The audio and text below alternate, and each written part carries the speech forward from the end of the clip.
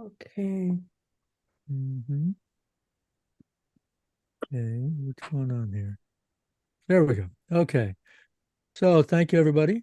I'm glad to see you all. For those on video, we're continuing with the Ithaca section. Basically, in the action, if you can call it action, Stephen and Bloom have finished in the backyard, and Stephen has left, and Bloom is back in the house. And I always like to point out that, he's kind of just like he's been doing with Stephen the whole time.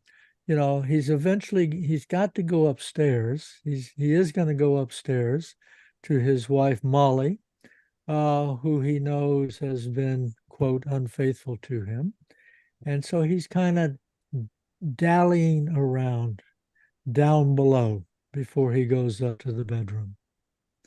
So, that being said, let me call up the chat again. And yes. Okay. So here we go. Describe them. One, a squat soft easy chair with stout arms extended and back slanted to the rear, which, repelled and recoil, had then upturned an irregular fringe of a rectangular rug and now displayed on its amply upholstered seat a centralized diffusing and diminishing discoloration.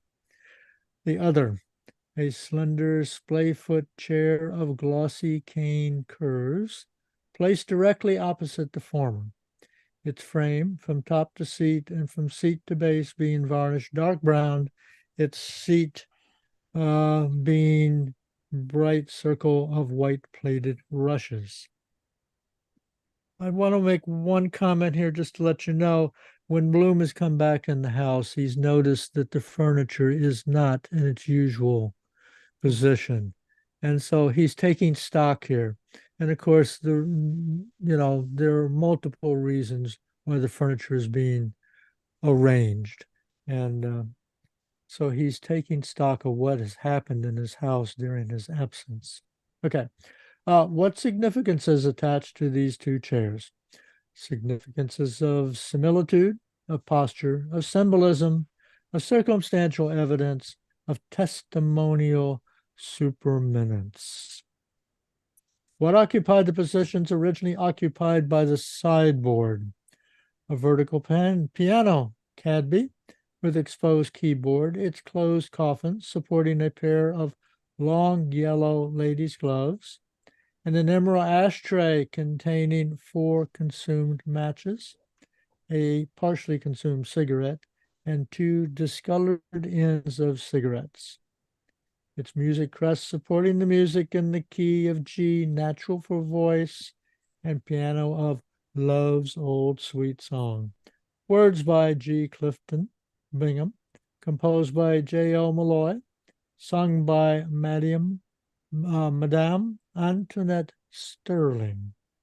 Open at the last page with the final indications ad libitum, forte, pedal, animato, sustained, pedal, ritirando, close. Next reader, please. With what sensations did Bloom contemplate in rotation these objects? With strain, elevating a candlestick, with pain, feeling on his right temple a contused tumescence, with attention, focusing his gaze on a large, dull, passive, and slender, bright, active, with solicitation, bending and downturning the upturned rope fringe, with amusement, remembering Dr. Malachi Mulligan's scheme of colour containing the gradation of green, with pleasure, repeating the words and antecedent act and perceiving through various channels of internal sensibility the consequent and concomitant tepid pleasant diffusion of gradual discoloration, His next proceeding. From an open box on the majolica-topped table, he extracted a black diminutive cone 1 inch in height, placed it on its circular base on a small tin plate, placed his candlestick in the right corner of the mantelpiece, produced from his waistcoat a folded page of prospectus illustrated, entitled Agendatna Time, unfolded the same, examined it superficially, rolled it into a thin cylinder, ignited it in the candle flame, applied it when ignited to the apex of the cone till the latter reached the stage of rutulence, placed the cylinder in the basin of the candlestick, disposing its unconsumed part in such a manner as to facilitate total combustion. What followed this operation? That truncated conical crater summit of the diminutive volcano emitted a vertical and serpentine fume redolent of aromatic oriental incense. Next, please. What homothetic objects, other than the candlestick, stood on the mantelpiece?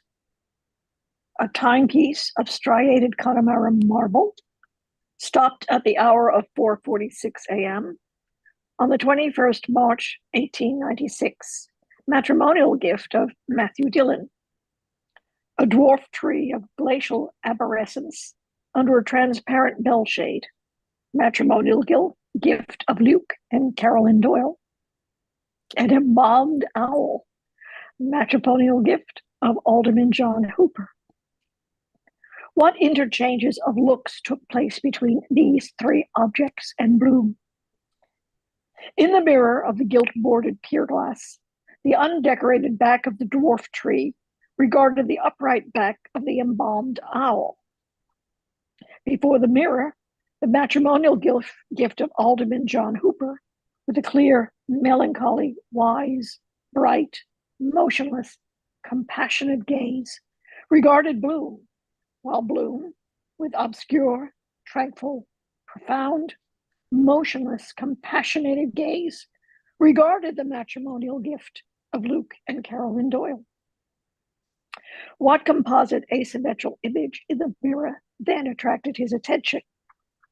The image of a solitary, ipso-relative, mutable, alio-relative man. Why solitary ipso-relative? Brothers and sisters had he none, yet that man's father was his grandfather's son. Why mutable, alio-relative? From infancy to maturity, he had resembled his maternal procreatrix. From maturity to senility, he would increasingly resemble his paternal procreator. What final visual impression was communicated to him by the mirror? The optical reflection of several inverted volumes, improperly arranged, and not in the order of their common letters, with scintillating titles on the two bookshelves opposite. Catalog these books. Next. Tom's Dublin Post Office Directory, 1886. Dennis Florence McCarthy's Poetical Works, copper beech leaf bookmark at page 5. Shakespeare's Works, dark crimson morocco, gold tooled. The Useful Ready Reckoner, brown cloth. The Secret History of the Court of Charles II, red cloth tooled binding. The Child's Guide, blue cloth. The Beauties of Killarney, wrappers. When We Were Boys by William O'Brien, MP, green cloth, slightly faded envelope bookmark at page 217. Thoughts from Spinoza, maroon leather. The Story of the Heavens by Sir Robert Ball, blue cloth. Ellis's 3 Trips to Madagascar, brown cloth, title obliterated. The Stark Munro Letters by A. Conan Doyle, property of the City of Dublin Public Library, at 106 Capel Street, Lent 21st May, Whitsun Eve 1904, due 4 June 1904, 13 days overdue. Black cloth binding bearing white letter number ticket. Voyages in China by Viator, recovered with brown paper, red ink title, Philosophy of the Talmud, sewn pamphlet. Lockhart's Life of Napoleon, cover wanting, marginal annotations, minimizing victories, aggrandizing defeats of the protagonist. Next, please. Dahl und Abend by Gustav Freitag, blackboards, Gothic characters, cigarette coupon bookmark at page 24. Hosier's History of the Russo-Turkish War, brown cloth, 2 volumes with gum label, Garrison Library, Governor's Parade, Gibraltar, on verso of cover. Lawrence Bloomfield in Ireland by William Allingham, 2nd edition. Green cloth, gilt trefoil design. Previous owner's name on recto of flyleaf erased. A handbook of astronomy, cover, brown leather, detached. 5 plates, antique letterpress, long primer. Author's footnotes, non-pari. Marginal clues, brevier. Captions, small pica. The Hidden Life of Christ, blackboards. In the Track of the Sun, yellow cloth, title page missing. Recurrent title intestation. Physical Strength and How to Obtain It by Eugene Sandow, red cloth. Short but plain elements of geometry, written in French by F. Ignat. Hardy's and rendered into English by John Harris, D.D., London. Printed by R. Knaplock at the Bishop's Head. I'm not going to try the number. With dedicatory epistle to his worthy friend Charles Cox, Esquire, Member of Parliament for the Burgh of Southwark, and having ink calligraphed statement on the flyleaf, certifying that the book was the property of Michael Gallagher, dated this 20th day of May 1822, and requesting the person who should find it, if the book should be lost or go astray, to restore it to Michael Gallagher, carpenter, Duffery Gate, Enniscorthy, County Wicklow, finest place in the world. Next, please.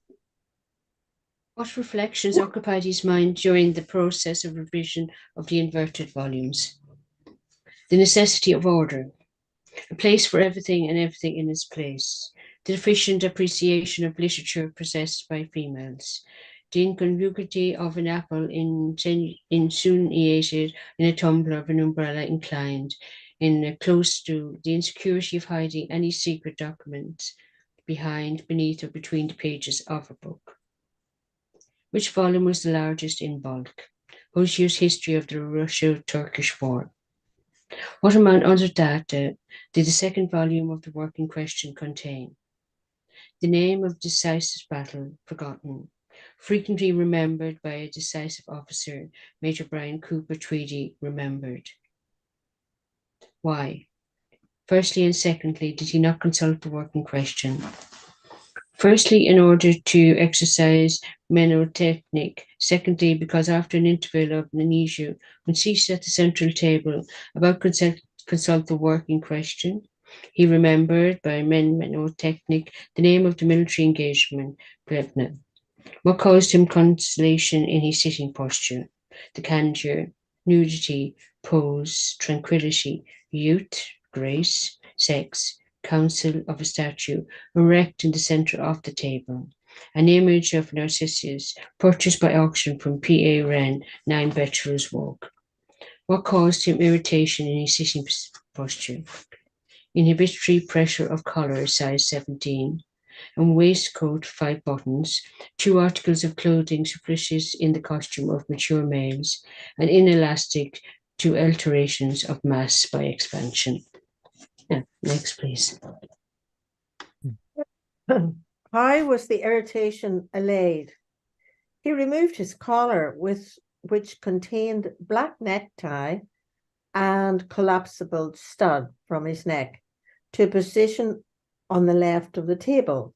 He unbuttoned successfully in reverse direction, waistcoat, trousers, shirt, and vest along the medial line of irregular encrispated black hairs extending in triangular conversion from the pelvic basin over the circumference of the abdomen and the umbilicular fossa along the medial line of nodes to the intersection of the sixth pectoral vertebrae, thence produced both ways at right angles and terminating in circles, described about two equidistant points, right and left, on the summits of the mammary prominences.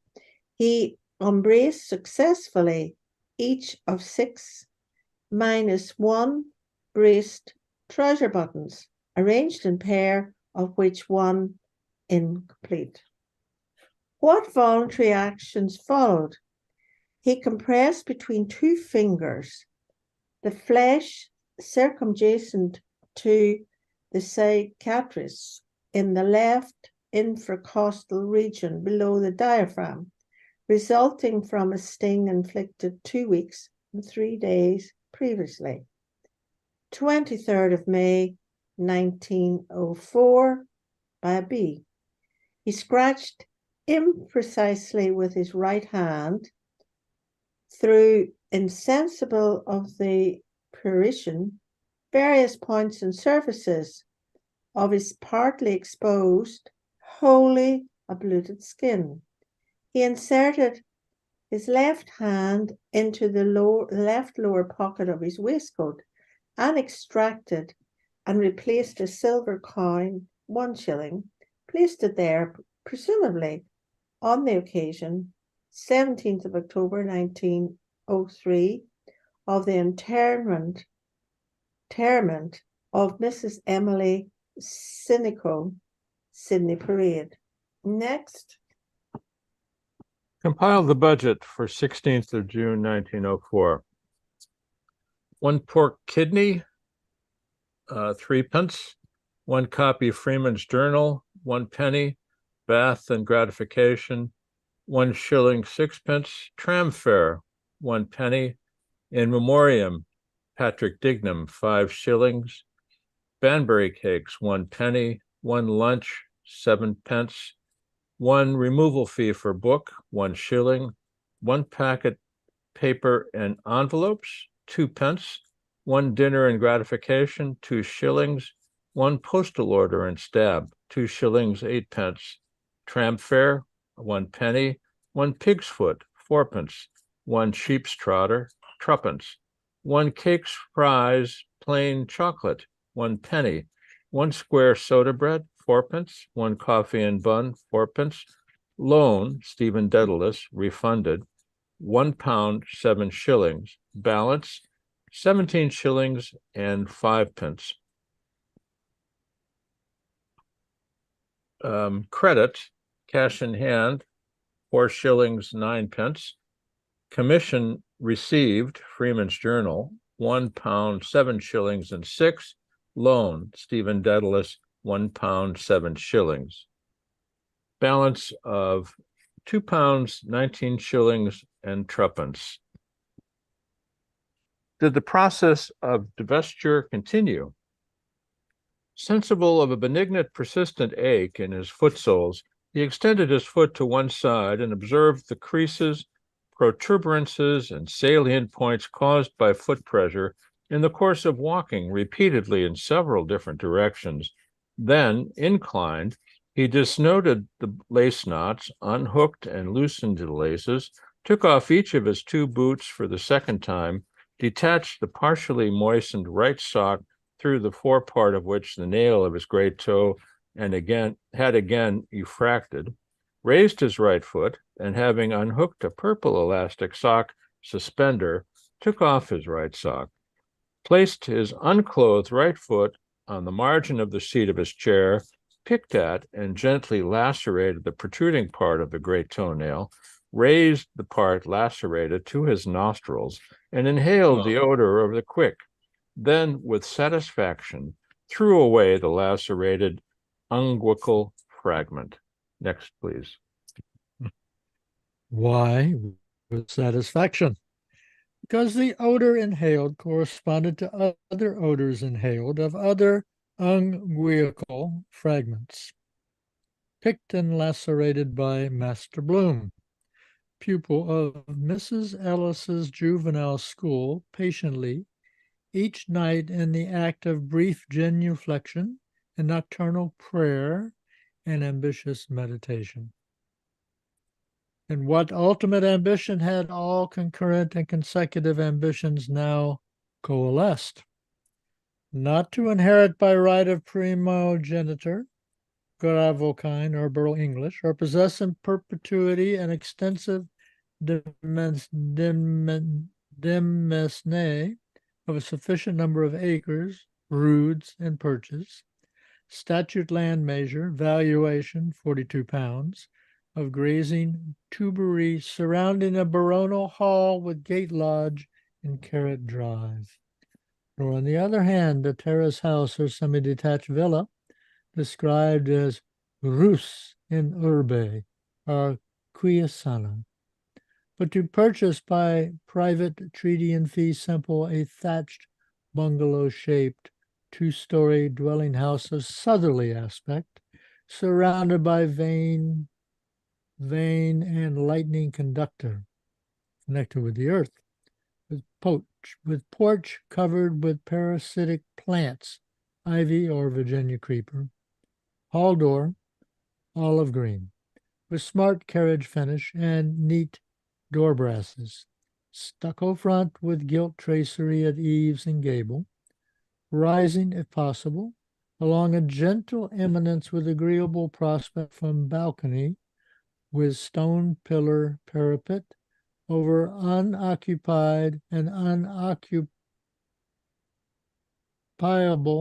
interjacent pastures, and standing in 5 or 6 acres of its own ground, at such distance from the nearest public thoroughfare as to render its house lights visible at night above and through a quick-set hornbeam hedge of topiary cutting, situate at a given point, not less than 1 statute mile from the periphery of the metropolis, within a time limit of not more than 5 minutes from tram or tram line. Example, Dundrum, south, or Sutton, north, both localities equally reported by trial to resemble the terrestrial poles and be in favorable climates for physical subjects. Premises to be held under fee farm grant lease 999 years. Joe. The messuage to consist of 1 drawing room with bay window, 2 lancets, thermometer affixed, 1 sitting room, 4 bedrooms, 2 servants' rooms, tiled kitchen with close range and scullery, lounge hall fitted with linen wall presses, fumed oak sectional bookcase containing the Encyclopedia Britannica and New Century Dictionary, traverse obsolete, medieval and oriental weapons, dinner gong, alabaster lamp, bowl pendant, vulcanite automatic telephone receiver with adjacent directory, hand-tufted Axminster carpet with cream ground and trellis border, blue table with pillar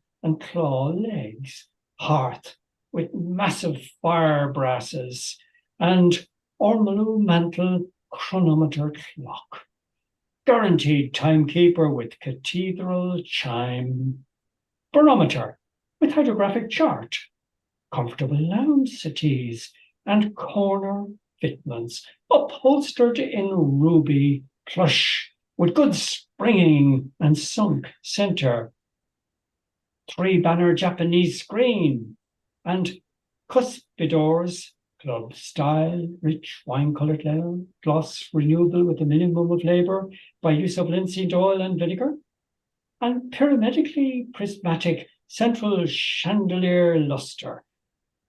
Bentwood perch with a finger-tame parrot, expurgated language, embossed mural paper at 10 shillings per dozen, with traverse swags of carmine floral design and top crown frieze, staircase, 3 continuous flights at successive right angles of varnished clear-grained oak, threads and risers, newel, balusters, and handrail, with stepped-up panel dado, dressed with camphorated wax, bathroom, hot and cold supply, reclining and shower, water closet on mezzanine, provided with opaque single-pane oblong window, tip-up seat, bracket lamp, brass, turret brace, armrest, footstool, and artistic oleograph on inner face of door. Ditto plain servants' apartments with separate sanitary and hygienic necessaries for cook, general, and between maid. Salary rising by biennial unearned increments of £2, with comprehensive fidelity insurance annual bonus £1, and retiring allowance based on the 65 system after 30 years service. Pantry, buttery, lard, refrigerator, out offices, coal and wood cellarage, with wine bin, still in sparkling vintages for distinguished guests. If entertained to dinner, evening dress, carbon monoxide gas supply throughout. Nice.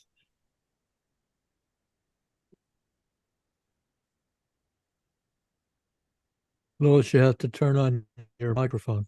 Sorry about that. I was so caught up in that list. What additional attractions might the grounds contain? As addenda, a tennis and vibes court, a shrubbery, a glass summer house with tropical plant palms equipped in the best botanical manner, a rockery with water spray, a beehive arranged on humane principles, oval flower beds in rectangular grass pots, set with eccentric ellipses of scarlet and chrome tulips, lucilias, crocuses, polyanthus, sweet William, sweet pea, lily of the valley, bulbs obtainable from Sir James W. Mackey Limited, wholesale, and retail seed and bulk merchants and nurserymen, agents for chemical manures, 23 Sackler Street, Upper. An orchard, kitchen garden, and vinery, protected against illegal trespassers by glass-topped mural enclosures. A lumber shed with padlock for various inventoried implements. As eel traps, lobster pots, fishing rods, hatchet, steel yard, grindstone, clod crusher, swathe turner, carriage sack, telescope ladder, 10-tooth rake, washing clogs, hay tedder, tumbling rake, billhook, paint pot, brush, hoe, and so on. What improvements might be subsequently introduced? A rabbitry and fowl run, a dovecot, a botanical conservatory, 2 hammocks, ladies and gentlemen, a sundial shaded and sheltered by laburnum or lilac trees, an exotically harmonically accorded Japanese tinkle gate bell affixed to a left lateral gate post, a capacious water butt, a lawnmower with side delivery and grass box, a lawn sprinkler with hydraulic hose. Next. What facilities of transit were desirable? When city-bound, frequent connection by train or tram from their respective intermediate station or terminal. When country-bound, velocipedes, a chainless freewheel roadster cycle with side basket car attached, or draft Convenience, a donkey with a wicker trap or smart phaeton with good working solid angular cob, roan gelding, 14 hands. What might be the name of this irregular or erected residence? Bloom Cottage, St. Leopold's, Flowerville. Could Bloom of Eccles Street foresee Bloom of Flowerville? In loose all-wood garments with Harris tweed cap, price 8.6, and useful garden boots with elastic gussets and watering can, planting aligned young fir trees, syringing, pruning, staking, sowing hayseed, trundling a weed-laden wheelbarrow, without excess fatigue at sunset amid the scent of new-mown hay, ameliorating the soil, multiplying wisdom, achieving longevity. What syllabus of intellectual pursuits was simultaneously possible? Snapshot photography, comparative study of religions, folklore relative to various amatory and superstitious practices, contemplation of the celestial constellations. What lighter recreations? Outdoor, garden and field work, cycling on level macadamized causeways, ascents of moderately high hills, natation in secluded freshwater and unmolested river boating in secure wherry, or light curricle with kedge anchor on reaches free from weirs and rapids, period of estivation, vespernal perambulation, or equestrian circumposition with inspection of sterile landscape and contrasting agreeable cottagers' fires, of smoking peat turfs, period of hibernation. Indoor, discussion in tepid security of unsolved historical and criminal problems, lecture of unexpurgated exotic erotic masterpieces, house carpentry with toolbox containing hammer, awl, nails, screws, tin tacks, gimlet, tweezers, bullnose, plane, and turn screw. Next, please. Might he become a gentleman farmer of field produce and livestock? Not impossibly. With one or two stripper cows, one pike of upland hay, and requisite farming implements, for example, an end-to-end churn, a turnip pulper, etc. What would his civic functions and social status among the country families and landed gentry? Arranged successively in ascending powers of hierarchical order, that of gardener, groundsman, cultivator, breeder, and at the zenith of his career, resident magistrate or justice of the peace, with the family crest and coat of arms and appropriate classical motto, Semper Paratus, duly recorded in the court directory. Bloom, Leopold P., MP, PC, KP, LLD, honoris causa, Bloomville, Dundrum. And mentioned in court and fashionable intelligence, Mr. and Mrs. Leopold Bloom have left Kingstown for England. What course of action did he outline for himself in such capacity?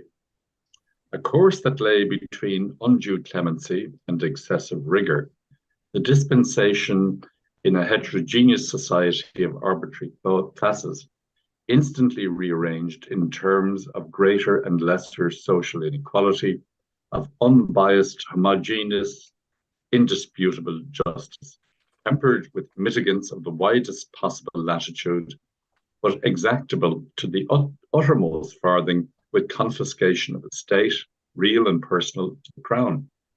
Loyal to the highest constituted power in the land, actuated by an innate love of rectitude, his aims would be the strict maintenance of public order, the repression of many abuses, though not of all, simultaneously, every measure of reform or retrenchment being a preliminary solution to be contained by fluxion in the final solution. The upholding of the letter of the law, common statute and law merchant, against all traversers in coven and trespassers acting in contravention of bylaws and regulations, all resuscitators by trespass and petty larceny of kindlings, of venville rights, obsolete by desuetude, all orotund instigators of international persecution, all perpetuators of international animosities, all menial molesters of domestic conviviality, all recalcitrant violators of domestic connubiality, proved that he had loved rectitude from his earliest youth. To Master Percy Apjohn at high school in 1880, he had divulged his disbelief in the tenets of the Irish Protestant Church, to which his father Rudolf Virag, later Rudolf Bloom, had been converted from the Israelitic faith and communion in 1865 by the Society for Promoting Christianity Among the Jews, subsequently abjured by him in favor of Roman Catholicism at the epoch of and with the view to his matrimony in 1888. Daniel McGrain and Francis Wade in 1882, during a juvenile friendship, terminated by the premature emigration of the former, he had advocated during nocturnal perambulations the political theory of colonial, for example, Canadian expansion, and the evolutionary theories of Charles Darwin, expounded in The Descent of Man and the Origin of the Species. In 1885, he had publicly expressed his adherence to the collective and national economic program advocated by James Finton Lawler, John Fisher Murray, John Mitchell, J.F.X. O'Brien, and others, the agrarian policy of Michael Davitt, the constitutional agitations of Charles Stewart Parnell, MP for Cork City, the programme of peace, retrenchment and reform of William Ewart Gladstone, MP for Midlothian, NB, and, in support of his political convictions, had climbed up into a secure position amid the ramifications of a tree on Northumberland Road to see the entrance, 2 February 1888, into the capital of a demonstrative torchlight procession of 20,000, divided into 120 trade corporations, bearing 2,000 torches in escort of the Marquess of Ripon and John Morley. Okay. Now, how much and how did he propose to pay for this country residence? As per prospectus of the industrious foreign nationalised friendly state-aided building society incorporated in 1874, a maximum of £60 per annum, being 1/6 of an assured income derived from gilt-edged securities, representing at 5% simple interest on capital of 1,200. Estimate of price at 20 years purchase, of which 1/3 to be paid on acquisition and the balance in the form of annual rent, viz. £800 plus 2.5% interest on the same, repayable quarterly in equal annual instalments until extinction by amortization of loan advanced for purchase within a period of 20 years, amounting to an annual rent of £64. Head rent included, the title deeds to remain in possession of the lender or lenders with a saving clause, envisaging forced sale, foreclosure and mutual compensation in the event of protracted failure to pay the terms assigned.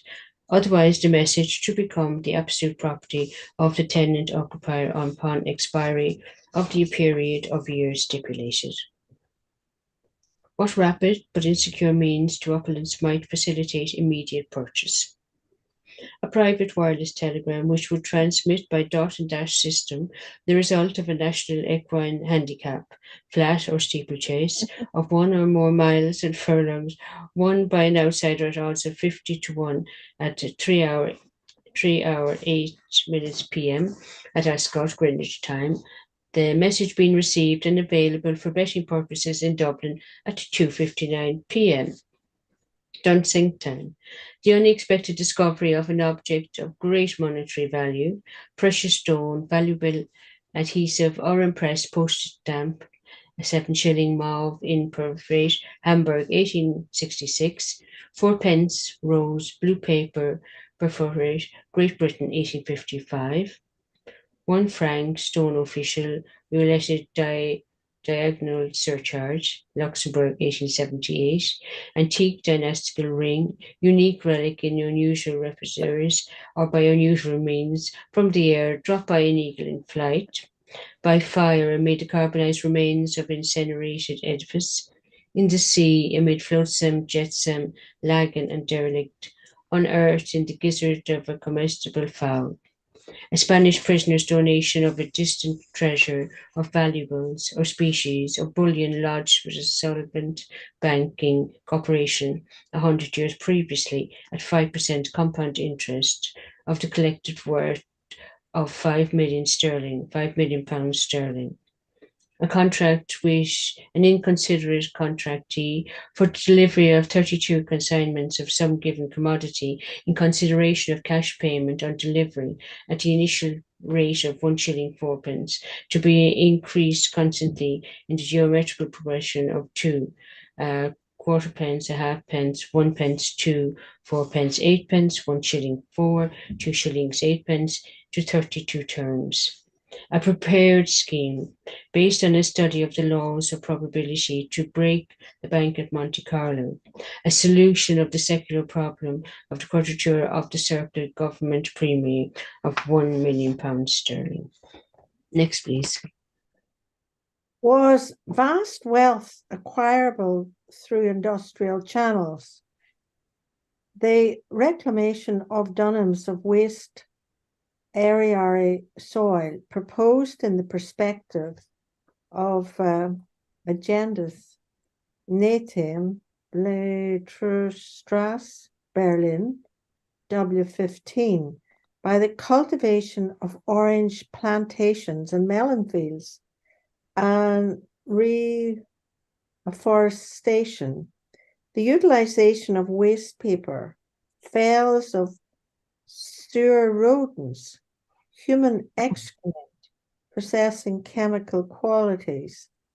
In view of the vast production of the first, vast number of the second, an immense quantity of the third, every normal human being of average vitality and appetite producing annually, cancelling byproducts of water, a sum total of 80 pounds mixed animal and vegetable diet to be multiplied by 4,386,035, the total population of Ireland according to the census returns of 1901. Were there schemes of wider scope? A scheme to be formulated and submitted for approval to the harbour commissioners for the exploitation of white coal, hydraulic power obtained by hydroelectric plant at the peak tide at Dublin Bar or at head of water in Philippoca, or Pars Court, or catchment basis of main streams for the economic production of 500,000 WHP of electricity. A scheme to enclose the peninsular delta of the North Bull at Dollymount and erect on the space of the foreland used for golf links and rifle ranges, an asphalted esplanade with casinos, booths, shooting galleries, hotels, boarding houses, reading rooms, establishments for mixed bathing. A scheme for the use of dog vans and goat vans for the delivery of early morning milk. A scheme for the development of Irish tourist traffic in and around Dublin by means of petrol-propelled riverboats plying in the fluvial fairway between Island Bridge and Ringsend. Carabanks, narrow gauge railways, and pleasure steamers for coastwise navigation. 10 shillings per person per day, quite dear. Guide trilingual included a scheme for the repistonation of passenger and goods traffics over Irish waterways when freed from weed beds, a scheme to connect by tram line the Capel Market, North Circular Road and Prussia Street with the Quays, Sheriff Street Lower and East Wall, parallel with the Link Line Railway laid in conjunction with the Great Southern and Western Railway line between Cattle Park, Liffey Junction, and terminus of the Midland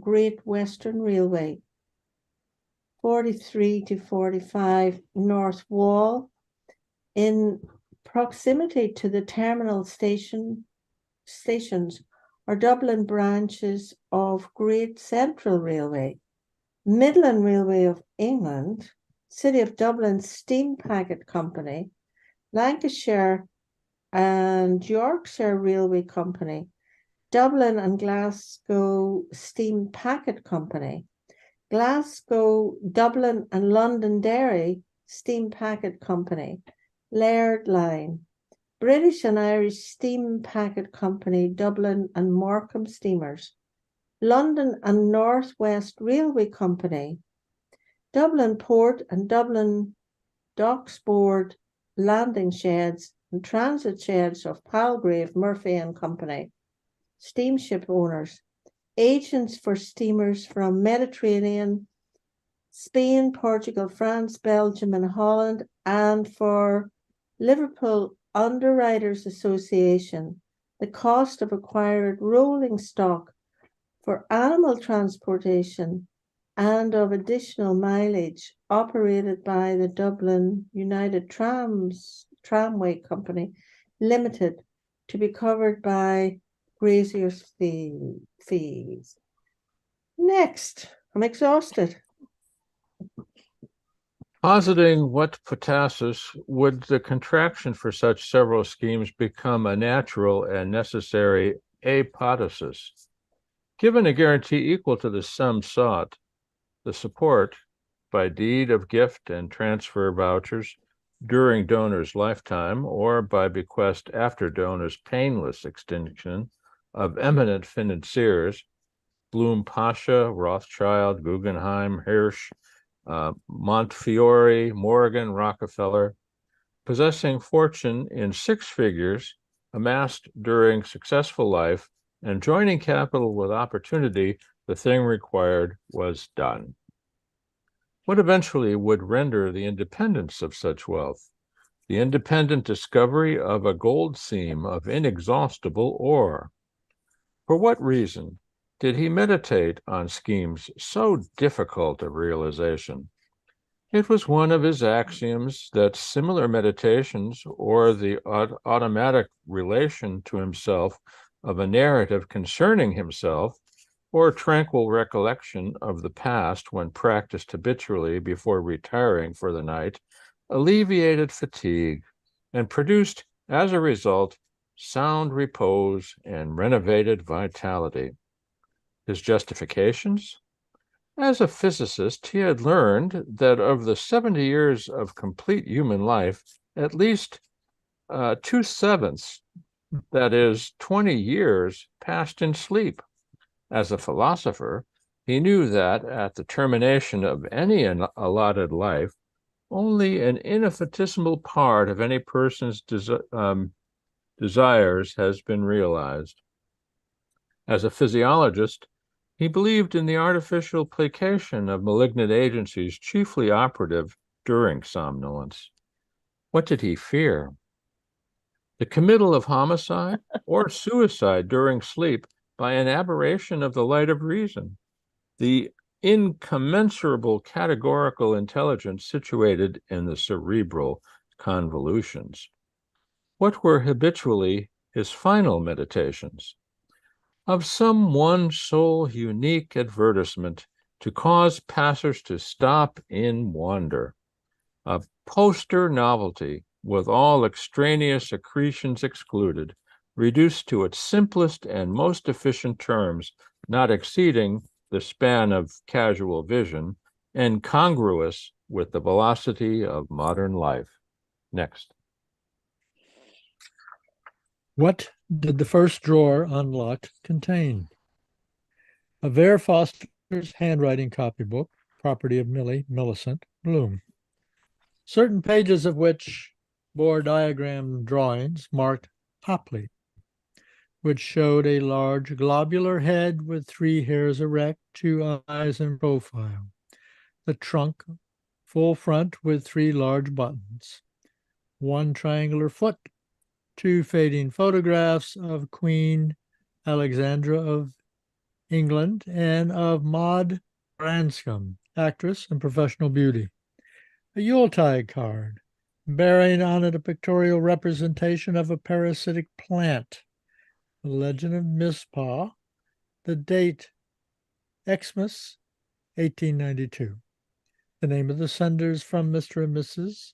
Comerford, the vesicle, may this Yuletide bring to thee joy and peace and welcome glee, a butt of red, partly liquefied sealing wax, obtained from the stores department of Monsieur Healy's Limited, 89, 90, and 91 Dame Street, a box containing the remainder of a gross of gilt J pen nibs, obtained from the same department of the same firm, an old sand glass which rolled containing sand, which rolled a sealed prophecy, never unsealed, written by Leopold Bloom in 1886, concerning the consequences of the passing in the law of William Ewart Gladstone's Home Rule Bill of 1886, never passed into law, a bazaar ticket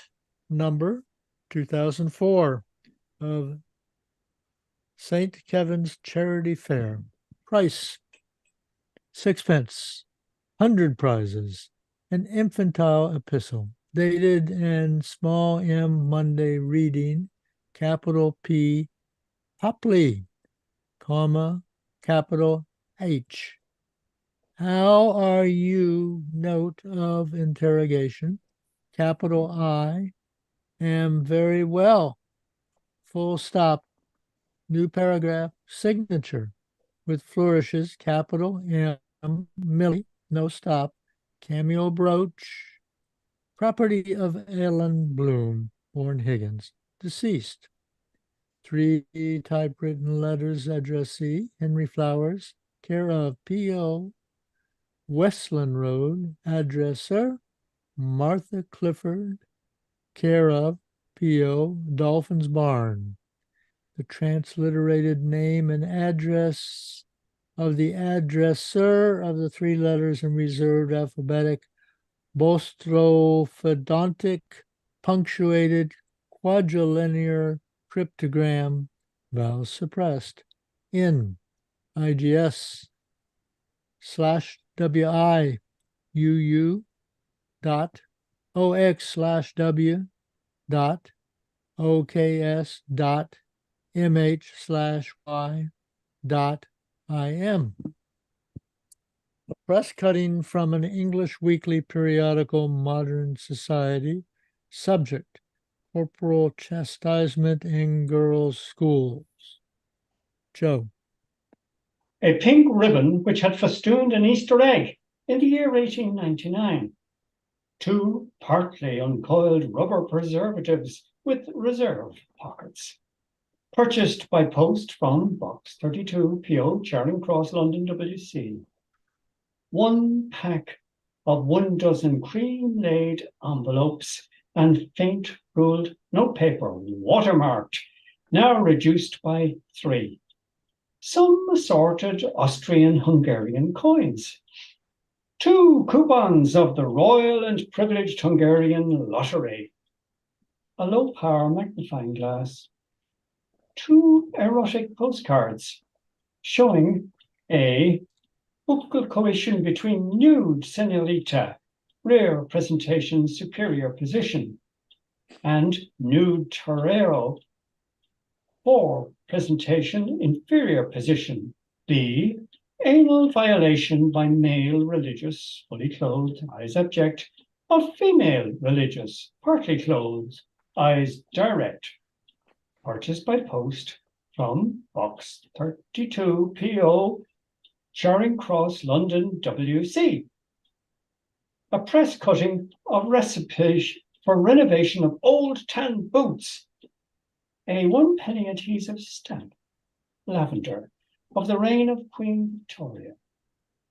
A chart of measurements of Leopold Bloom compiled before, during, and after 2 months of consecutive use of Sandow's Whiteley's pulley exerciser, men's 15 shillings, athletes 20 shillings, chest 28 inches and 29.5 inches, biceps 9 inches and 10 inches, forearm 8.5 and 9 inches, thigh 10 inches and 12 inches, calf 11 inches and 12 inches.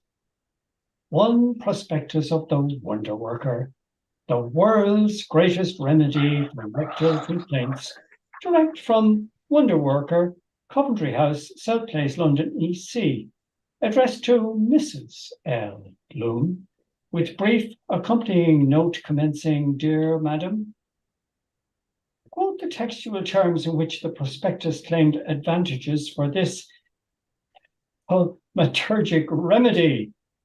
It heals and soothes while you sleep. In case of trouble in breaking wind, assists nature in the most formidable way, ensuring instant relief in discharge of gases, keeping parts clean and free natural action. An initial outlay of 7 and 6 months, making a new man of you and life worth living. Ladies find Wonder Worker especially useful. A pleasant surprise when they note delightful result, like a cool drink of fresh spring water on a sultry summer's day. Recommended to your lady and gentleman friends. Lasts a lifetime. Insert long round end. Wonder Worker. Were there testimonials? Numerous. From clergyman, British naval officer, well-known author, city man, hospital nurse, lady, mother of 5, absent-minded beggar. How did absent-minded beggar's concluding testimonial conclude? What a pity the government did not supply our men with Wonder Workers during the South African campaign. What a relief it would have been. What object did Bloom add to this collection of objects? A 4th typewritten letter received by Henry Flower. Let HF be LB from Martha Clifford, find MC. Lois. What pleasant reflection accompanied this action? The reflection that, apart from the letter in question, his magnetic face, form, and address had been favorably received during the course of the preceding day by a wife, Mrs. Josephine Bree, born Josie Powell, a nurse, Miss Callan, Christian name unknown, a maid, Gertrude, Gertie, family name unknown. What possibility suggested itself? The possibility of exercising virile power of fascination in the not immediate future after an expensive repast in a private apartment in the company of an elegant courtesan of corporal beauty, moderately mercenary, variously instructed, a lady by origin. What did the second drawer contain? Documents. The birth certificate of Leopold Paula Bloom, an endowment assurance policy of £500 in the Scottish Widows Assurance Society, intestate Millicent Millie Bloom, coming into force at 25 years, as with profit policy of £430, 460, 10, and £500 at 60 years or death, 65 years or death, and death respectively, or with profit policy paid up of £299 10 shillings, together with cash payment of £133 10 shillings at option. A bank passport issued by the Ulster Bank College Green branch, showing statement of account for half year ending 31 December 1903, balance in depositor's favour, £18, 14 shillings, sixpence, £18, 14 shillings and sixpence sterling, net personalty, certificate of possession of £900 Canadian, 4% inscribed government stock, free of stamp duty, dockets of the Catholic Cemeteries Glasnevin Committee relative to a grave plot purchased, a local press cutting concerning change of name by deed poll. Next. Quote the textual terms of this notice. I, Rudolph Virag, now resident at number 52 Clansbrassel Street, Dublin, formerly of Zombathely in the Kingdom of Hungary, hereby give notice that I have assumed and intend henceforth upon all occasions and at all times to be known by the name of Rudolph Bloom. What other objects relative to Rudolph Bloom, born Virag, were in the second drawer? An indistinct daguerreotype of Rudolph Zeverar and his father, Leopold Virag, executed in the year 1852 in the portrait atelier of their respectively first and second cousin, Stephen Virag of Cesarag, Hungary. An ancient Haggadah book in which a pair of horn-rimmed convex spectacles inserted marked the passage of Thanksgiving in the ritual prayers for Pesach, Passover, a photocard of the Queen's Hotel, Ennis, proprietor Rudolph Bloom, an envelope addressed to my dear son Leopold. What fractions of phrases did the lectures of those 5 whole words evoke? Tomorrow will be a week that I receive. It is no use, Leopold, to be with your dear mother. That is not more to stand. To her, all for me is out. Be kind to Athos, Leopold, my dear son, always of me, das Herz Gott dein. What reminiscences of human subject suffering from progressive melancholia did these objects evoke in Bloom? An old man, widower, unkempt of hair, in bed with head covered, sighing. An infirm dog, Athos, aconite, resorted to by increasing doses of grains and scruples as a palliative of recrudescent neuralgia. The face in death of a septuagenarian, suicide by poison. Why did Bloom experience a sentiment of remorse? Because in immature impatience he had treated with disrespect certain beliefs and practices, as the prohibition of the use of flesh, meat, and milk at one meal, the hebdomadary symposium of incoordinately abstract, perfidly concrete, mercantile, ex-religionist ex-compatriots, the circumcision of male infants, the supernatural character of Judaic scripture, the ineffability of the tetragrammaton, the sanctity of the Sabbath. Next, please. How did these beliefs? Sorry. Sorry. Were you okay? Yeah. How did these beliefs and practices now appear to him?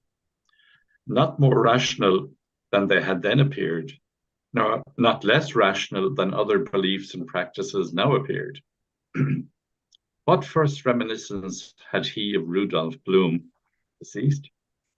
Rudolph Bloom, deceased, narrated to his son Leopold Bloom, age 6, a retrospective arrangement of migrations and settlements in and between Dublin, London, Florence, Milan, Vienna, Budapest, Zombathely, with statements of satisfaction, his grandfather having seen Maria Theresa, Empress of Austria, Queen of Hungary, with commercial advice, having taken care of pence, the pounds having taken care of themselves.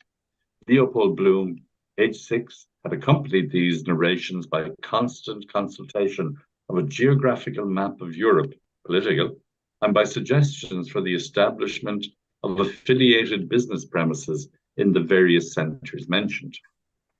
At time equally but differently obliterated the memory of these migrations in narrator and listener. In narrator, by the excess of years and in consequence of the use of narcotic toxin. In listener, by the excess of years and in consequence of the action of distraction upon vicarious experiences. What idiosyncrasies of the narrator were concomitant products of amnesia? Occasionally he ate without having previously removed his hat. Occasionally he drank voraciously the juice of gooseberry fool from an inclined plate. Occasionally he removed from his lips the traces of food by means of a lacerated envelope or other accessible fragment of paper. What two phenomena of senescence were more frequent? The myopic digital calculation of coins, eructation consequent upon repletion. What object offered partial consolation for these reminiscences? The endowment policy, the bank passbook, the certificate of the possession of scrip. Reduced bloom by cross-multiplication of reverses of fortune, from which these supports protected them, and by elimination of all positive values to a negligible, negative, irrational, unreal quantity.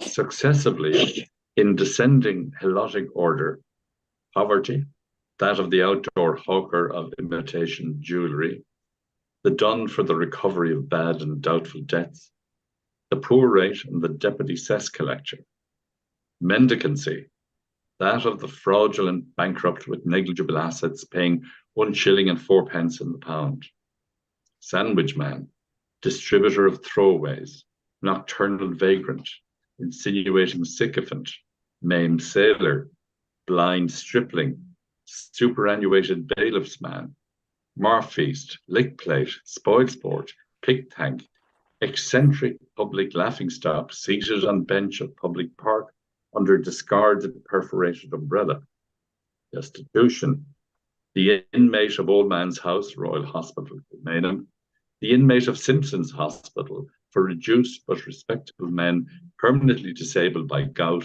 or want of sight, nadir of misery, the aged impotent, disfranchised, rates-supported, moribund, lunatic pauper.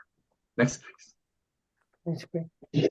With which attendant indignities, the unsympathetic indifference of previously amiable females, the contempt of muscular males, the acceptance of fragments of food, the simulated ignorance of casual acquaintances, the lactation of illegitimate, unlicensed, vagabond dogs, the infantile discharge of decomposed vegetable missiles, worth little or nothing, nothing or less than nothing.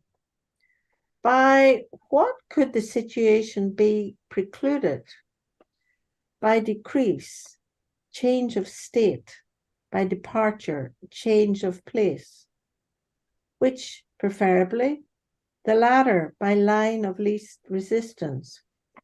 What considerations render departure not undesirable? Constant cohabitation, impeding mutual toleration of personal defects. The habit of dependent purchase increasingly cultivated. The necessity to counteract by impermanent sojourn the permanence of arrest. What considerations rendered departure not irrational? The parties concerned uniting had decreased and multiplied, which being done, offspring produced, and adduced to maturity, the parties, if not disunited, were obliged to reunite for increase in multiplication, which was absurd. to form by reunion the original couple of uniting parties, which was impossible. Next. What considerations rendered it desirable? The attractive character of certain localities in Ireland and abroad, as represented in general geographical maps of polychrome design or in special ordnance survey charts by employment of scale, numerals, and hachures. In Ireland, the cliffs of Moher, the windy wilds of Connemara, Lough Neagh with submerged petrified city, the Giant's Causeway, Fort Camden and Fort Carlisle, the Golden Vale of Tipperary, the islands of Arran, the pastures of Royal Meath, Bridget's Elm in Kildare, the Queen's Island shipyard in Belfast, the Salmon Lap, the lakes of Killarney. Abroad, Ceylon, with spice gardens supplying tea to Thomas Kernan, agent for Pulbrook, Robertson and Co., 2 Mincing Lane, London, EC5, Dame Street, Dublin. Jerusalem, the holy city, with Mosque of Omar and Gate of Damascus, goal of aspiration. The Straits of Gibraltar, the unique birthplace of Mary and Tweedy. The Parthenon, containing statues, nude Grecian divinities. The Wall Street money market, which controlled international finance. The Plaza de Toros at La Linea, Spain, where O'Hara of the Camerons had slain the bull. Niagara, over which no human being had passed with impunity.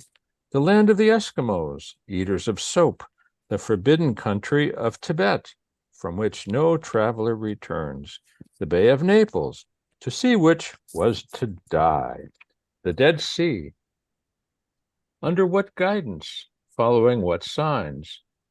At sea, septentrional, by night the pole star, located at the point of intersection of the right line from beta to alpha in Ursa Major, produced and divided externally at omega, and the hypotenuse of the right-angled triangle formed by the line alpha omega so produced, and the line alpha delta of Ursa Major.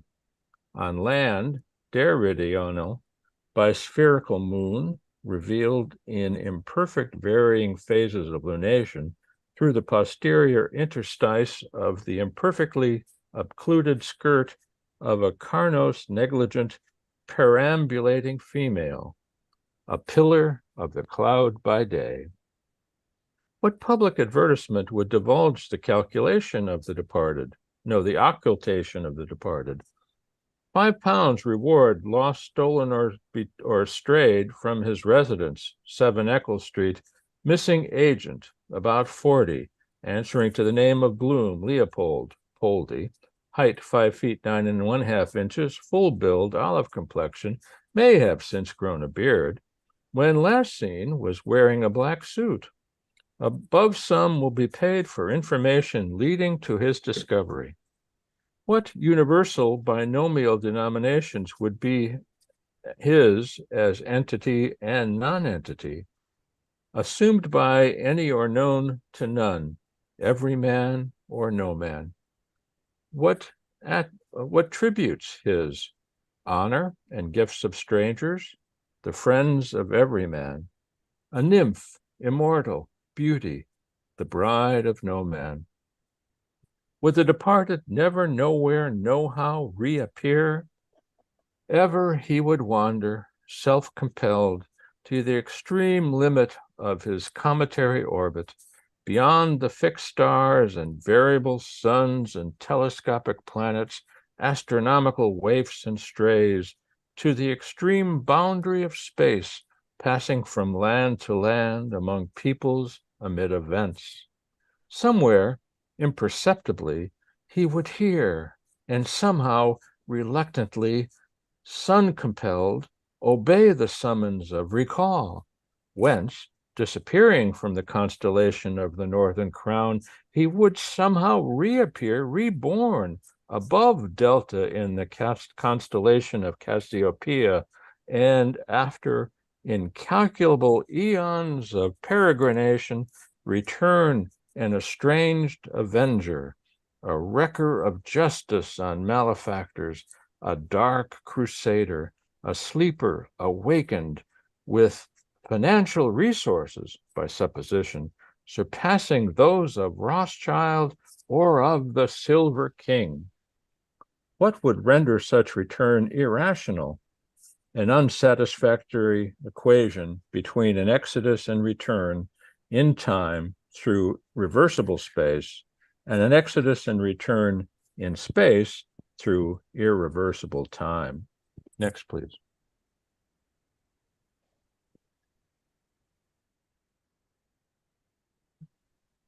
Let us end here for today. That will give us a little bit to read before we get to Penelope. And by ending here, we have at least a little bit of time to talk about what we read today. So, Lois, what Gabler page are you on? 599. 599. Okay. And I'm the same. Bodley hat. I'm the same. Mm-hmm. Okay, Gabler and Bodley, and then we've got Wordsworth, which is 631. And I think that covers the additions that we had between us. I do modern library, but I've got it at 713. I've got it marked. Okay. Well, so I'll mark it anyway, just in case somebody shows up. All right. Well, There's a lot here. Yeah. what was that all about? Bloom's getting sleepy and dreaming, and his evening meditations, his plans, his dreams, his unrealizable goals and fantasies.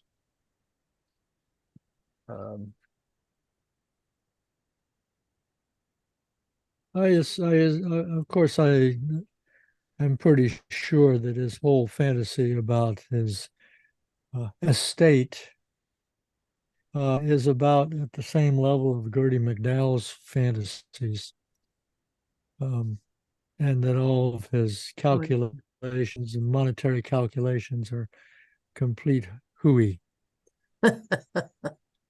Does he do all these monetary calculations because he's basically a salesman, because his mind is always running to how can I make some money if I make this sale? How can if it runs for 4 pages or 3 pages and it's going to run for 2 weeks or whatever? Is his mind always thinking that way because that's how he makes his livelihood? Well, we've seen examples of that in other episodes where he's trying to calculate the number of barrels of Guinness, and how much the rector, how much the curate could make by stealing from the barman a certain amount every day, and what it would when he could make enough money to buy his own bar. He's calculating all these things all day long. Yeah. So that is how his mind works. But the idea that he's going to somehow be able to put a bet on a horse race by getting the winner ahead of time by telegraph is kind of out there, and nor I don't think is anyone going to leave him a great fortune or it's all fantasy. It's all really fantasy stuff. Mm-hmm. Yeah. And concerning his, it's something we all do, I'm sure. I mean, I know I myself, I think, well, if I won the lottery, what would I do? I would do this and that. I'd give this person some money. I'd do this. I'd give Sweeney's some money. I'd buy the building that Sweeney's is in. No, I'd buy Barney Kiernan's and restore it. I know I'd buy Usher's Island and well, I'd get all of them, all these. So you do imagine what you might do with wealth if you had it, and also think about how little people do with the wealth they have, how little fun people have, really. Mm-hmm. I mean, I don't think of Elon Musk as having a great deal of fun. Even making a rocket ship, I don't think is a great deal of fun, but maybe I'm wrong. Maybe he really enjoys it. Yeah, maybe you and I are just doing sour grapes and Elon is having a party all the time. I don't think so. But what I really like is after all the fantasies and whatnot, then we go to his drawers where he opens up the drawers.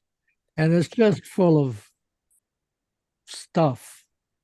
I mean, a lot of it has sentimental value and whatnot, but it's just stuff. It's just another one of those drawers. At least I have drawers and boxes like that I open, and and it kind of really shows where he is at this moment. In terms of his finances and the realistic things that life. Some of it's real, though. I mean, he has been left something by his father, and he does have a life insurance policy for Millie, and a passbook account with 18 pounds something in it, which is not a great sum, but it would have been, something in those days to live on. Yeah, and it shows his prudence and his, basic conservatism in these matters. So he does that. But I also like the fact that it flips to the other side, and he has that whole section about, well, what if things go bad? And he he kind of ends up on the streets. Yeah. Which I'm sure he sees examples of every day. Yeah, well, yeah, he listed some examples of the impoverished that he ran into during the day. The one-legged sailor and or whatever. Blind stripling. The blind stripling, yeah.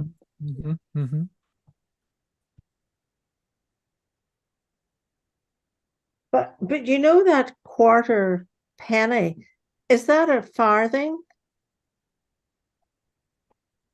Is it? No. Do you know it's so long ago? I'm sure I just about remember a farthing. Yeah. Okay. Yeah, that's a farthing, all right. The halfpenny then's the half. Yeah. Also, now let me clarify.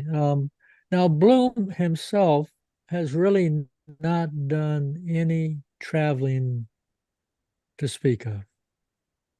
Is that correct? Because he has this whole thing. He talks about his father and all of his father's travels and whatnot, and his father telling him about his travels. But Bloom himself was pretty much, he'd been in Dublin all his life. Yeah. Yeah, that's part of the humor. That the metempsychosis, if he is Ulysses, living in the modern era, he hasn't done any traveling, but he's a commercial traveler. He's got the name traveler, and you'll notice the number of times he dreams of traveling. He's going to go to Margate with Molly and, do this. He's going to go across to Galway or to, where was it, County Clare for his father's anniversary. But he has this, he's inherited Odysseus's mindset without the physical experience, much as he has with sailing. We haven't heard it yet. I don't think we don't want to ruin it for anyone. But Molly Right. is going to remember the time he tried to row a boat. Mhm. Yeah. And he was full of self-confidence, almost drowned us all, sort of thing. And that's part of the humor. Mhm. And the I don't know of anyone who has fantasies into this level of detail. Mm. That's like for what it's worth. And my understanding is that this is the great bending of the bow. This is the great mind, you see, is growing and growing in strength. And the humor is that it contains vast tracts of error. Like if you look at his accounts don't add up. Mm. Right. Well, they add up Right. in the modern editions, but he's missing items in the accounts. He's missing the 10 shillings he gave for access to what's her name, and the shilling he gave Bella, that's her, Bella Cohen, for the damage to the lamp. Mhm. And he's got the wrong figure for the money he got from Stephen. He got £1.06 and 11 pence, not £1 7 shillings. So he's overstated by a penny. You see, so there is no way he has that amount of cash at hand. It's a different figure, and that's all part of the humor of the Mhm. situation. But he's and also, like, it's crazy. He's got these letters from Martha. He keeps them in a drawer in the parlor. Keeps in a drawer his wife could open up any time. And the idea that Molly has not read, And she has opened it and read them, we know, or we will know. Yeah. well, we don't know yet. We won't know. We don't know yet. Yeah. Mhm. And she seems to be unperturbed, but like it's wacky and fantastically funny and kind of inspiring too. Mhm. He does act on some of his schemes. I mean, he did get the Sandoz exerciser, and he did make progress. He gained it. He gained an inch here and an inch there. Everywhere. Yeah. Okay, so I got a Yeah, question yeah. about that specific thing because, maybe I don't know the sizes of people back then, but I mean, the dimensions that he gave seemed like young boy dimensions. They don't seem like it's something he did in the recent past. Ah. I mean, a 28-inch chest, that's a pretty small chest. Yes, yeah. Now, is it just Yeah. because people were smaller then, or were these actually Well, boy? He's only 5'9". he's only 5'9". He's not a big 5'9.5". man. 5'9.5". He's not a big man, so he could easily have been. I mean, he's usually portrayed as being somewhat chubby and portly, but there's no basis for that other than conjecture. I think it's very likely that his chest was only 28 and then 29 inches. Yeah. I mean, people were smaller, and they weren't as tall as they are, and they weren't as well fed. Mhm. Yeah. Well, my grandfather, for example, on my father's side, he was I think he was 5'6", but he was built like a bull. Yeah. He was almost, without being fat, he was almost 5'6", Yeah, he was 5'5". in width. He was a 5'5". Yeah. And then my father went up 3 more inches and not quite as wide until he just got obese late in life. And then I added, so he went up to 5'9", and then I went up to a little bit over 6 feet and was very skinny as a youth. So anyway, it's quite, Well, it's he doesn't seem to overeat, and he has been walking all day. I mean, he does a lot of, so he's a very active man, and he has very inexpensive, well, I wouldn't say his habits. He doesn't drink Yeah. He's modest. Much Yeah. modest, Yeah, he's he's very modest. modest in his diet and in his drinking. So it's likely he was only that big. Yeah, Mhm. there've been scholarly articles written on the fitness of Leopold Bloom, Mm. and doing all the comparisons for his time. So you probably dig those out with Google.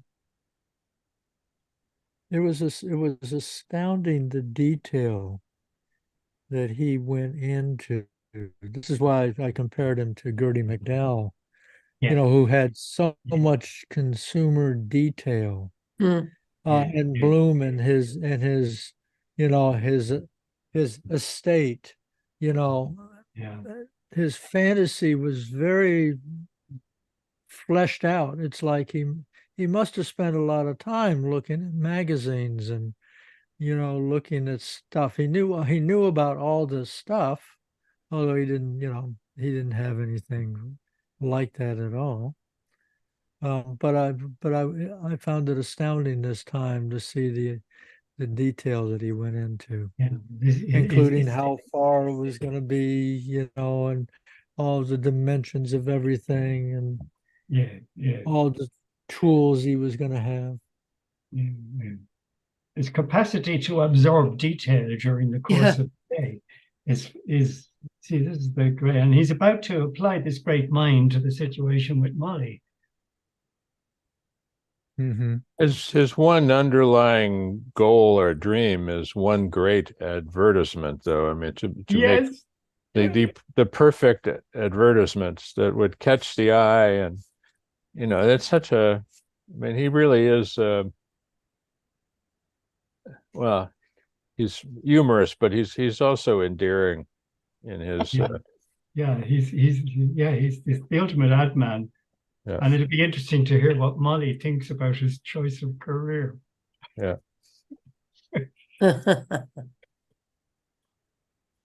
Well, the other thing that I thought about as part of the fantasy, the unstated part of the fantasy, is if he actually had this estate and he's retired. And I wanted to ask about retirement at that time. I mean, what was that thing about working for 30 years and he would get so much Oh, that's the per system of year? 65. And Yeah. that's his plan for his staff. But you could buy retirement arrangements back then. Yeah, I think it's sort of like an insurance policy, a retirement account. If he contributed so much every Yeah. thing over a period of time, he might be able to retire with a certain amount. Yeah. Scottish widows, isn't that the one? Scottish widows, yeah. Yeah. It's an investment society. Yeah. Because there was very little in the way of state Right. There was, none. support of old age. Right. Right.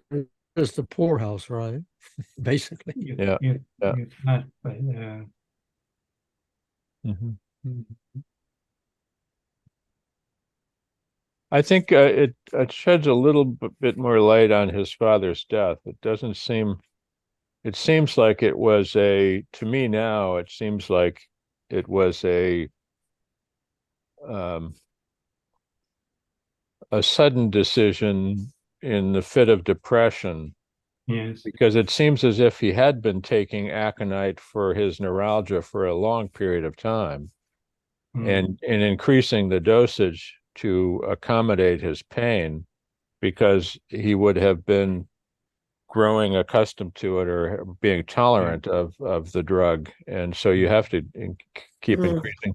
But then in his letter, it does seem to suggest that he was just tired of it all and missing his wife, and nothing's worth living for.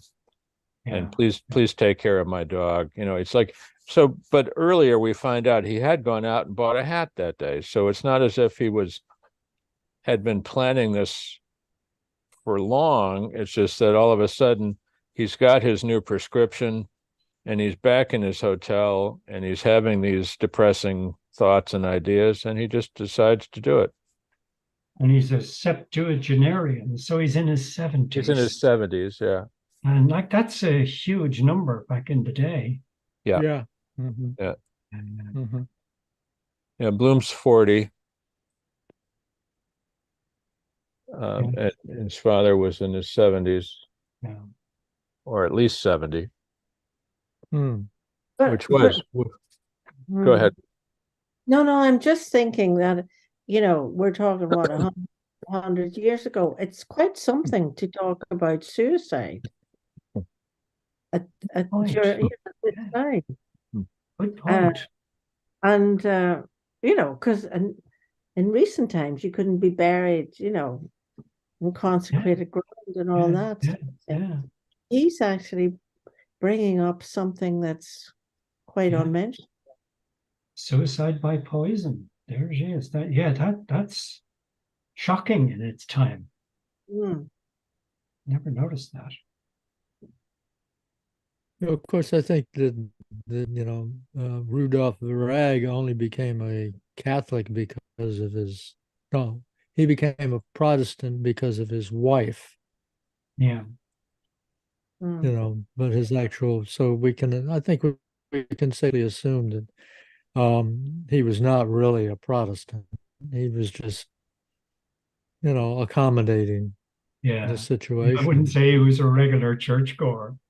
And yeah, in much the same way, Leopold is not a Catholic or a Protestant or a Jew for that matter. He's not an observer of anything, He's nothing and he's everything. and he's everything. Yeah. Wonderful. Mhm.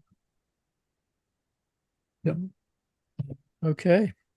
That segment I found over the years, that segment we've just read is one that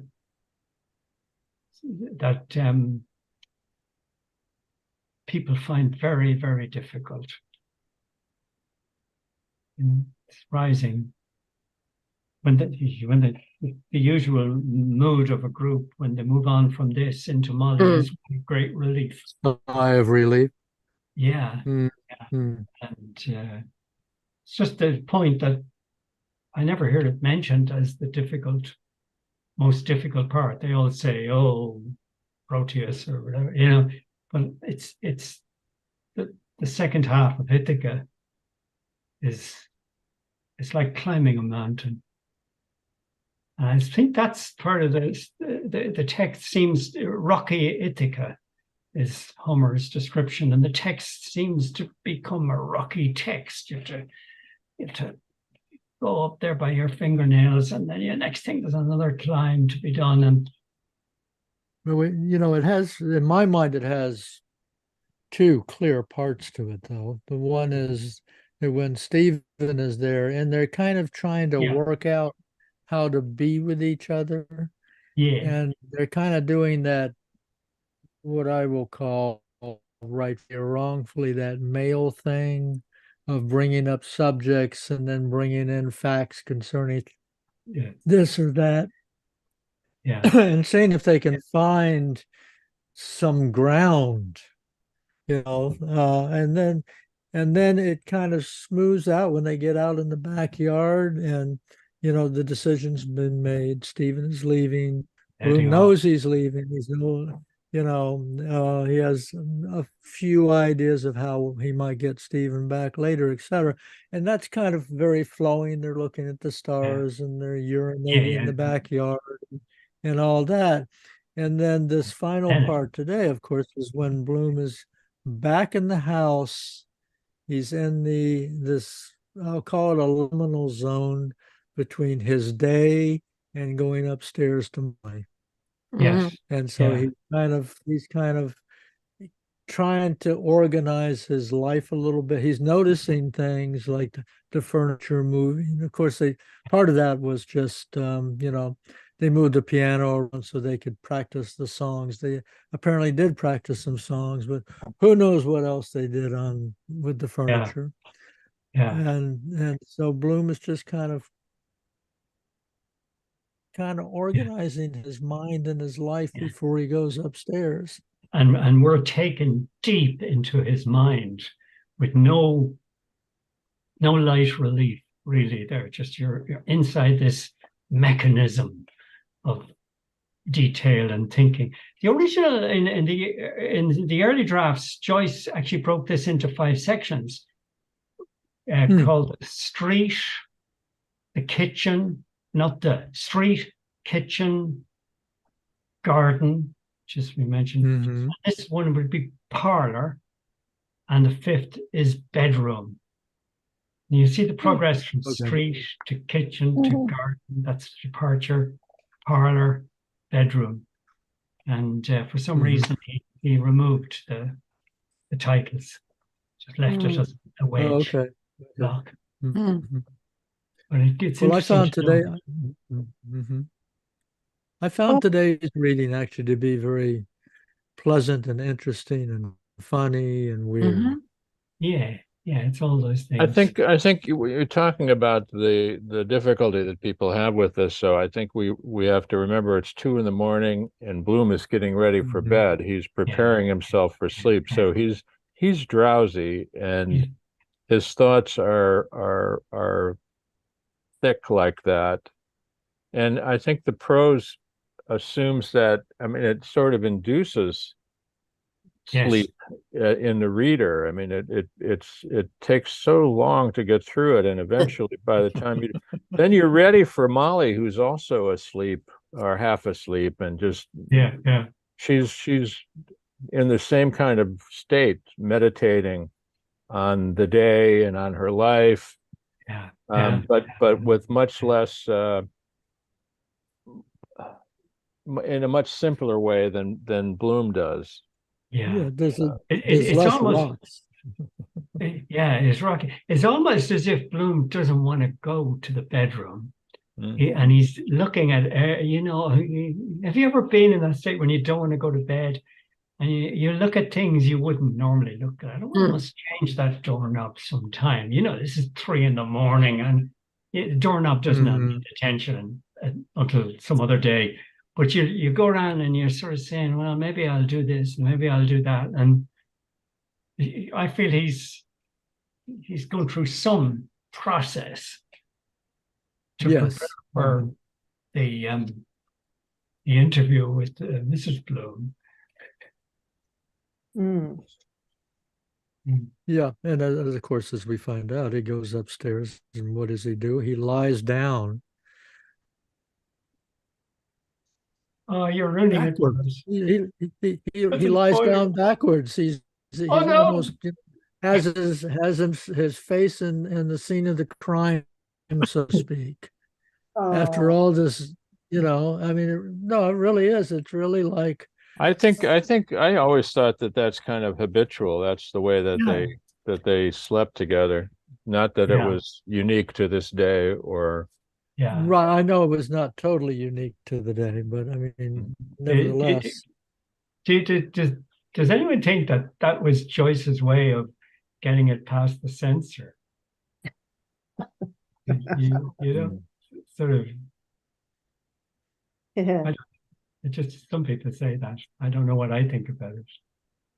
But it's going to be very hard to describe it as a sex act.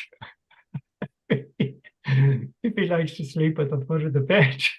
Well, that's the whole thing about how they don't want to have a baby and they haven't had sex. Yeah. For 10 years or 11 years or whatever it is. Yeah. So that's not, it wouldn't be the reason because they're sleeping head to toe, but it could be, it just shows the difference. It shows some off-putting, there's some standoff there. Yes. But it also seems to be Bloom's particular fascination. He's attracted to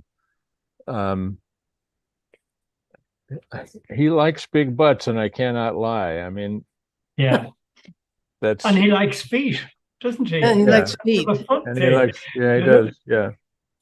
But when he sees the maid from next door in the butcher's, he's looking at her ham. Oh yeah. He's always looking at hams and thighs and and the walking like. behind them. And So, I mean, that is his focus of attraction for Molly as well. He's particularly attracted to her behind. So I don't know. anyway, we're Wow. And tell me, Joe, is this the one about the schemes of wider scope, where he's talking about north, the bull, the north. This is his plan for the city of Dublin.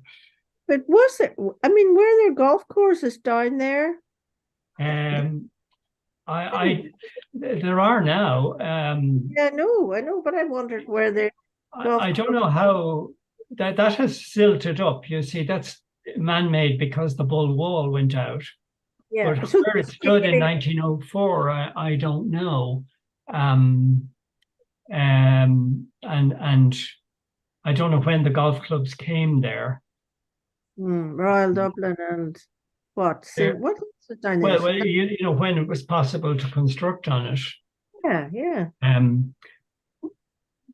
Well, Captain that's true. Bligh. When was Captain Bligh? He's the man who organised the building of the Bull Wall in Dublin. When was he? In 17 something or other? Could have been already. I don't think there would have been golf courses, though, but I could be wrong. Yeah, it's. But there was so much. I mean, a lot of Dublin Bay was reclaimed. I mean, the Sandymount is not nearly as inland as it had been in 1904. Oh yeah. Sandymount has been built out. Yeah. Yeah. But I know that there were golf clubs in Dublin in at the time, because in 04. In 04, yeah, or in Milltown, there'd be so golf was played here. Because the British would be here and they'd be playing golf. Yes, of course. Yeah. Yeah. But it's the question of the speed at which the Dollymount area recovered itself from the sea. Just don't know. Yeah. So these areas like Sandymount and Dollymount were literally built out, Yes.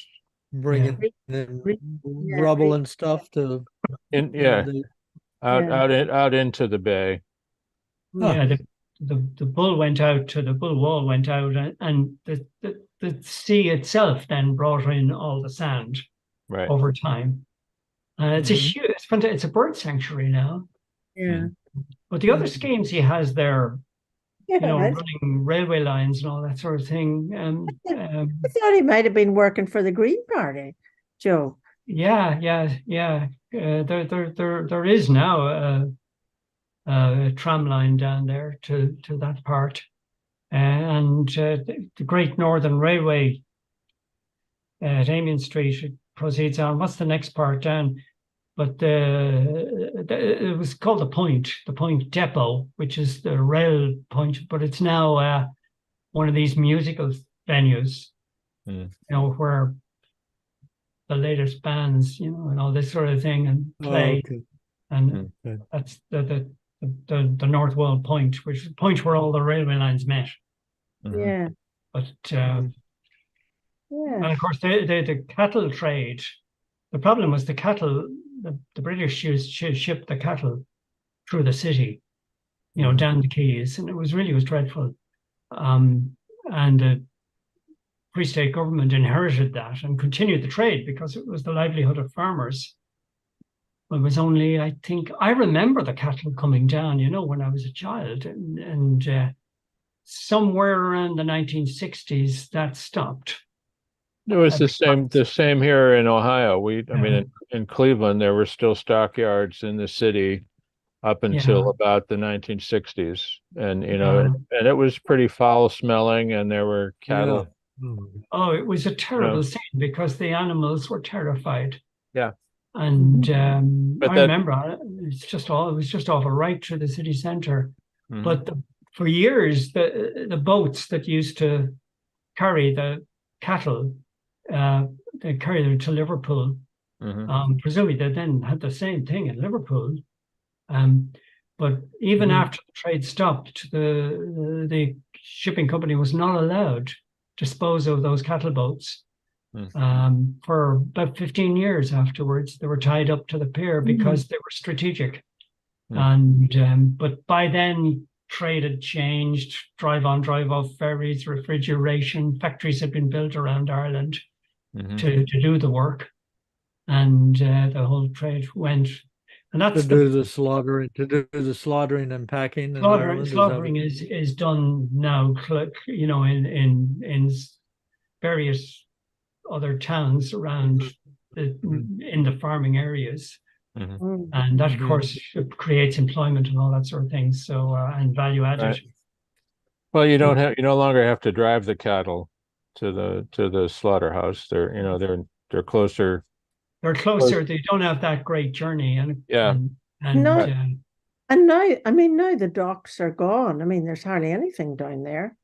It's a whole different. It's all drive on, drive off. You see, with the ferries coming, the boats still come in, and the cruise ships are coming in, but it's all containerized. And then the Dublin Port and Docks Board have an inland terminal, quite about 20 miles inland, and the bulk of the traffic goes through the tunnel, port tunnel, and surfaces and goes down the highway. So most of the distribution of goods, most goods going through the Irish Republic come in through Dublin. It's it's a real key thing, but you don't see the heavy vehicles on the road anymore because they are in the tunnel. Oh, okay. So it's kind of gradually improved. And Joyce was afraid of cattle. So down where the docks are, there's uh, a tunnel. There's a tunnel from the docks that goes under the city. The port tunnel goes under inside the docks and comes out close to Dublin Airport. So bypasses, underpasses the whole city. Sounds like a Leopold Bloom scheme to me. Oh yeah. I mean that's it. You know, like I'd say many gallons of Guinness were consumed over the years in Dublin by barroom sort of architects kind of redesigning Dublin, but it really was a terrible eyesore. And but I mean, I'll leave it. Yeah, no, but they did the tunnel, but we have no rail link to the airport. Yeah, that's a shame. Really, you know, they spent all that money doing that tunnel, Right. Yeah. And they didn't join up the light rails either. You know, they didn't take them out to the airport, which is not probably. Well, there are plans to take the but I think it's rapid transport out. Yeah, I think so. But I think it's delayed. There's a sort of a feeling in Dublin that that opposes more development of the airport. Okay. That I've got to go. Yeah, Thank you, everybody. See you next week. It's been lovely and informative and fun. All right, good to see everybody. And it's actually 3:00 right now, so we shall meet again Yes, next Thursday. next Yes, Thursday. I won't be here. I probably won't be here next Thursday. Well, I hope you can at least join us the week I've got after. a 50-year dinner date with my nursing friends. your 50 colleagues. Okay. years. Yeah. All right. Well, have a good time. Yeah. Have as good a time as we're going to have. Yeah.